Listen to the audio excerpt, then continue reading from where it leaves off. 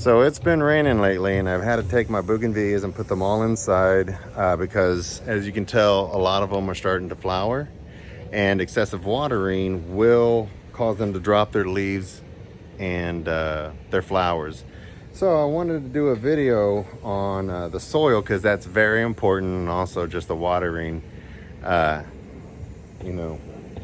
of the bougainvilleas. So today we're going to be talking about the soil. A lot of these have come straight from the nursery. I haven't had a chance to repot all the hanging baskets that you see. So that soil is from the nursery. Now there are a few that I have done, like this one right here, the one right next to it, this guy, and I've used a combination of things. One,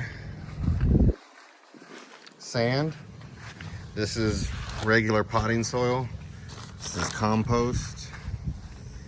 And then to retain a little bit of moisture, now I learned after buying this bag that sphagnum peat moss is non-sustainable, so a good alternative is a cocoa coir. But also with this peat moss, what I find with these two over here, it was just soil and peat moss, no sand, and they stay wet a lot. That peat moss holds on to moisture, and then when it dries out, it completely dries out, but it does let water through. Look how fast draining this is.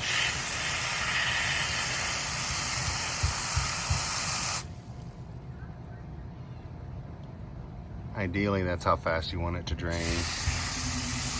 So after you do your mixture, you're gonna see this guy's primarily sand right here. See the water puddles disappearing? Drains fast, dries out those roots. You do have to water them often, but you don't have to worry about root rot, and you can control the watering. See how fast?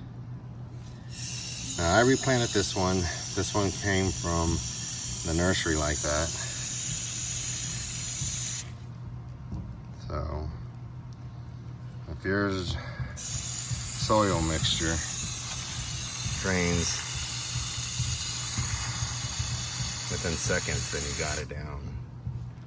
And you can always add nutrients. I put coffee grinds year round in mine. As I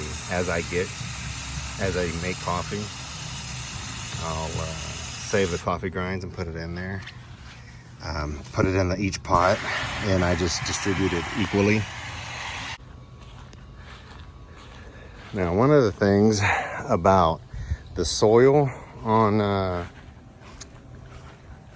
bougainvilleas is it's going to have to be tailored to what materials you have available to you, whether or not you have sand or some other type of well draining soil. But yeah, they're found in the tropics. They're planted in sand. They get regular watering so that they get well hydrated, and then most importantly they get 6+ hours of sun. So these guys will bloom most of the year for you if you just abide by those rules. But like I said, it's going to have to be tailored to what materials you have. Now I've seen some videos to where they use materials that I just never heard of, or I researched it, can't find it locally, so I'm having to come up with my own. But the main guidelines, no matter what you're going to want to do, is well draining soil, protect those roots, let them dry out before watering. Along with the soil, watering becomes an important topic, and then of course sunlight. And it's 3:30, and you can see that this side of the house has shade, but all the boogies, check them out, they're going to be this way, especially the hanging baskets. They're all going to be this way, let's see, for at least 3 more hours.